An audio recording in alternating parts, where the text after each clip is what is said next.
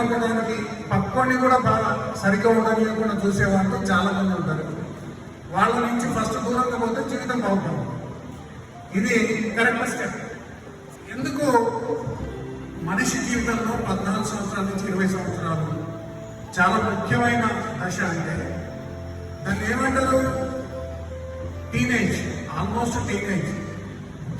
Teenage start అయ్యేది 13 నుంచి start అయినా 14 సంవత్సరాల నుంచి 14వ సంవత్సరానికి 10వ తరగతికి వచ్చేస్తాడు. ఆల్మోస్ట్ అతను 10వ తరగతి తర్వాత ఇంటర్మీడియట్ తర్వాత గ్రాడ్యుయేషన్ డిగ్రీ కంప్లీట్ చేసి లేదా ఏదో ఒక కోర్సు ఇంజనీరింగ్ కానీ సంథింగ్ కానీ చేసి బయటకు వచ్చేది 20-21. ఈ దశ మనిషి విద్యార్థి అంటే ఒక మనిషి మంచి మార్గంలో ఉంటుందా, వాడి జీవితం మంచి ఉంటుందా, వాడి జీవితం చెడ్డ ఉంటుందా, లేకుంటే వాడి ఫ్యూచర్లో వాడు అడుక్కునే స్థాయికి చేస్తాడా లేదంటే అందరికీ అన్నం పెట్టే స్థాయికి చేస్తాడా, ఈ రెండు డిసైడ్ చేసే దశ. ఈ దశ అతి ముఖ్యమైనది. కాకుంటే దేవుడు ఒక చిన్న తేడా పెట్టాడు ఈ దశలో. ఈ దశలో అందరికీ యవ్వన దశ. దీంట్లో టీనేజ్లో హార్మోన్స్ అన్ని కొత్త బాడీలోకి వస్తుంటాయి. అంటే మన అలవాటు మారుతుంటాయి, మీసాలు వస్తాయి, ముందు కూడా మారిపోతుంటుంది, మన థాట్ ప్రాసెస్ మారుతుంటుంది, మన ఆలోచన విధానం మారుతుంటుంది.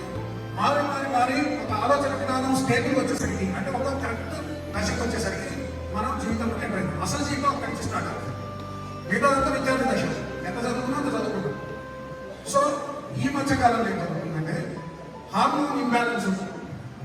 హార్మోన్ ఇంబ్యాలెన్స్ అంటే మన బాడీలో హార్మోన్సే మనకు అన్ని విధమైన ఆలోచన విధానం కానీ మనం చేసే పనులు మనం అన్ని డిసైడ్ చేస్తే మనలో ఉన్న హార్మోన్స్.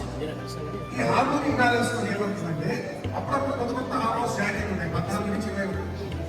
ఈ జాయిన్ అయ్యేటప్పుడు ఏది సరైన నిర్ణయం తీసుకోలేదు, ఏది కూడా తప్పో రైటో తెలియదు. మీరు తీసుకునే నిర్ణయాలు కానీ మీరు చేసే పనులు కానీ కరెక్టో కాదో తెలియదు. ఎవరైనా చెప్తే వినమంది కాదు. ఫాదర్ ఏదైనా చెప్పేదనుకోండి, టీచర్ ఏదైనా చెప్పేదనుకోండి, జోక్లా కనిపిస్తుంది. ఏమనుకుంటుందో ఇంతే చెప్తాడు, ఇంతే ఉంటుంది, నేనేం చేసేది అని అనుకుంటాను. కానీ ఫాదర్లు టీచర్లు ఎవరి గురించి చెప్తారు? ఎవరి గురించి చెప్తారు? మీ గురించే చెప్తారు. ఎందుకు చెప్తారు?